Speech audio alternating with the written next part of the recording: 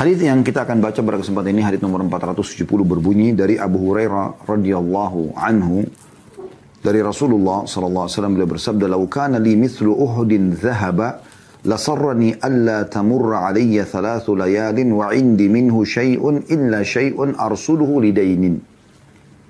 Hadits ini muttafaqun alaih, atau diriwayatkan oleh Bukhari dan Muslim. Kata Nabi SAW, seandainya aku memiliki emas sebesar gunung Uhud, niscaya aku gembira manakala emas itu tidak sampai lewat 3 malam sementara ia masih ada padaku sekalipun sedikit, kecuali yang aku simpan untuk membayar hutang. Seperti biasa teman-teman sekalian, kita akan coba mengorek mutiara hadis ini. Yang diambil pelajaran dari hadis ini yang pertama adalah bagaimana Nabi SAW mengajarkan setiap orang beriman untuk berzuhud di dunia. Makna daripada kalau seandainya aku memiliki emas sebesar gunung Uhud. Apa makna yang Anda fahami dari kalimat ini? Artinya boleh Anda memiliki emas sebesar apapun. Silakan kejar prestasi dunia Anda. Apapun yang Anda mampu kejar, kejar. Selama itu halal, bukan sesuatu yang Allah haramkan. Makna kalimat ini adalah kalau atau seandainya aku memiliki emas seperti gunung Uhud. Artinya Nabi SAW berharap punya harta sebanyak itu. Dan setiap orang beriman boleh. Ya. Ini faedah yang pertama. Dan kalau ada yang bertanya, apakah saya harus menjadi orang kaya? Jawabannya tentu saja iya. Apakah saya harus menjadi orang yang berprestasi? Jawabannya iya, dalam Islam memang seperti itu. Banyak sekali hadis-hadis yang mengandung optimisme untuk maju dan berkembang. Seperti hadis Nabi SAW, kalau ada bibit tanaman di tangan seseorang dari kalian dan dia tahu besok kiamat, tetap ditancapkan. Bagaimana Abdullah bin Umar radhiyallahu anhu pernah menanam bibit pohon kurma yang mungkin akan puluhan tahun ke depan kemudian baru bisa panen gitu. Di saat beliau sudah berambut putih, alisnya putih, jenggotnya putih, sudah sangat tua. Maka orang di sekitarnya bertanya, "Wahai Ibnu Umar, kapan Anda akan nikmati ini?" Kata beliau, "Kalau bukan aku yang menikmati, maka akan dinikmati oleh orang setelahku." Beliau sangat faham, tetap ini prestasi dunia bisa dikejar, dan nanti pahalanya akan kita dapatkan kalau bermanfaat bagi orang lain. Begitu kurang lebih makna daripada zuhud itu. Artinya, dunia kita kejar. Karena ada orang, subhanallah, yang Allah amanahkan jabatan misalnya, lalu dia tunggangi jabatannya untuk mengejar yang ke akhirat. Seperti kasus Khulafaur Rasyidin, Abu Bakar, Umar, Uthman, Ali, para raja-raja yang datang setelah dinasti Umayyah, dinasti Abbasiyah, di Utsmaniyah. Ada beberapa mereka yang menonjol sekali dengan urusan kekayaan, kekuatan mereka, kesempurnaan fisiknya, lalu kemudian ditunggangi untuk mendapatkan yang terbaik di akhirat sana dengan banyak bersedekah, banyak berjihad dan seterusnya. Ya. Jadi perlu difahami bahwasanya orang-orang yang zuhud ini adalah orang yang memiliki kejayaan di dunia. Mereka punya kejayaan, tapi dibawa kejayaan tersebut untuk akhirat. Tadi orang kalau diberikan jabatan, orang yang diberikan kekayaan misalnya, dengan kaya raya dia banyak membangun masjid, rumah anak yatim, fasilitas umum, dipakai untuk sekolah-sekolah, ya, agar menyebarkan ilmu Allah Subhanahu wa syariat Allah Subhanahu wa taala. Ini semua adalah dunia. Dia harus punya dunia supaya dia bisa membiayai dakwah, membiayai ilmu, ya, bersedekah untuk orang-orang miskin dan seterusnya, ya. Itu kan bisa. Orang diberikan kelebihan fisik, maka dia bisa tunggangi kelebihan fisik tersebut, ya, untuk digunakan di jalan Allah Subhanahu wa taala. Seperti kalau dia punya kekuatan fisik ekstra, dia menggunakan untuk, ya, berjihad di jalan Allah pada saat memang itu ada, ya, dengan cara dari syariat yang disyariatkan oleh Allah SWT dengan cara yang benar, bukan yang disalahgunakan seperti sebagian orang di masa-masa kita sekarang. Maka itu semua bisa ditunggangi. Jadi sebenarnya zuhud itu berarti orang memiliki prestasi dunia tapi dibawa semua itu untuk menuju ke akhirat. Itu makna daripada hadis Nabi SAW ini. Ya.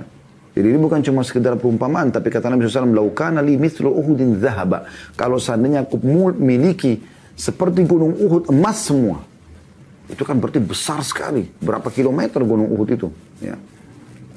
Itu semuanya emas. Ya. Lalu apa pesan Nabi SAW? Nah, ini makna zuhudnya di sini. Faedah yang kedua adalah makna zuhud dalam aplikasi penyampaian Nabi SAW. Beliau mengatakan, "La sarrani alla tamurra alayya thalathu layalin wa indi minhu syai'un illa syai'un arsuluhu lidain."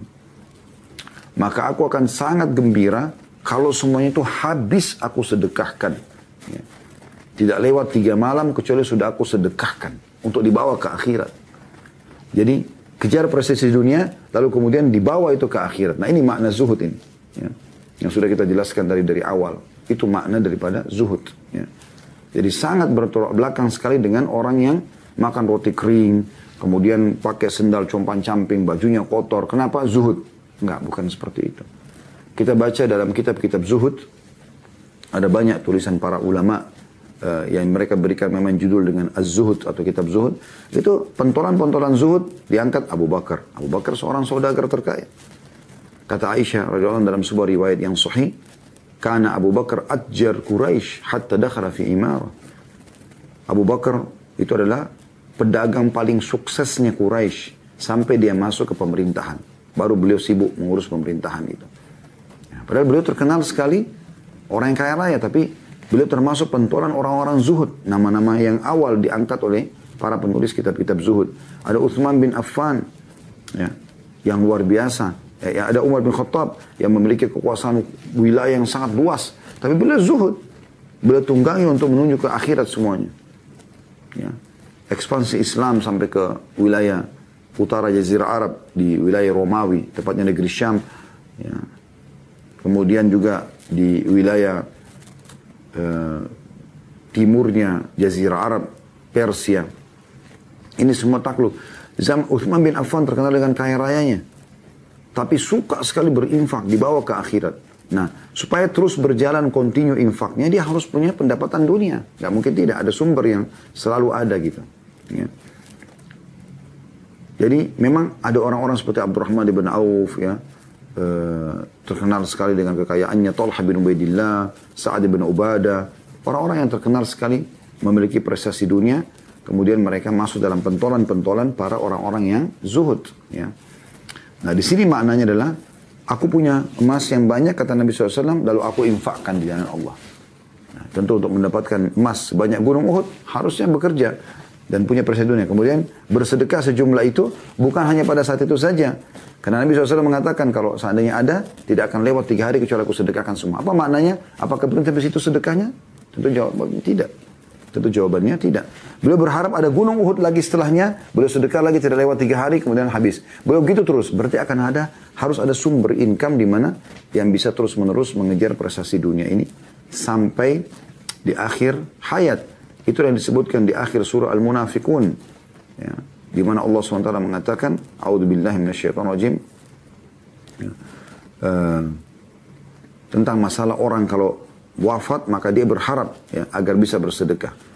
Allah mengatakan, wa anfiqu mimma razaqnakum min qabli an ya'ti ahadakumul maut fayaqula rabbi laula akhartani ila ajalin qaribin fa asaddaqa wa akum minas shalihin. Maka kata Allah SWT, infakkan semua. Bagaimana kita bisa berinfak kalau kita nggak punya harta, nggak punya prestasi dunia? Infakkan dari harta kalian yang telah Allah berikan, gitu ya, sebelum datang hari atau saat di mana kalian akan wafat. Lalu baru pada saat itu dia mengatakan, ya Allah, kalau seandainya engkau melambatkan sedikit ajarku, aku akan bersedekah dan aku termasuk orang-orang saleh. Nah, ini makna yang bisa diambil daripada hadis ini. Pelajaran yang kedua, pelajaran yang ketiga adalah pentingnya kepedulian terhadap hutang. Karena Nabi SAW mengatakan di sini di potongan hadisnya, illa syai'un arsuluhu lidain, kecuali sebagian aku tinggalkan untuk membayar utang. Nah di sini diambil pelajaran bahwasanya sedekah boleh berjalan tapi utang tidak boleh luput, ya. Bahkan sebagian ulama mengatakan kalau bertemu antara harus bayar utang dan tepat jatuh tempo lah waktunya dengan dia mau bersedekah, maka dia dahulukan membayar utang. Karena dalam hadis yang lain dikatakan matrul ghani zulm, menunda pembayaran bagi orang kaya adalah kezaliman. Dan Imam Adz-Dzahabi rahimahullah masukkan dalam kategori dosa besar masalah ini. Ya. Tapi di sini Nabi SAW menjelaskan, sedekah berjalan, tapi jangan sampai mengganggu utang. Utang harus ditinggalkan dan dibayar. Maksudnya ditinggalkan sebagainya untuk membayar utang. Ya.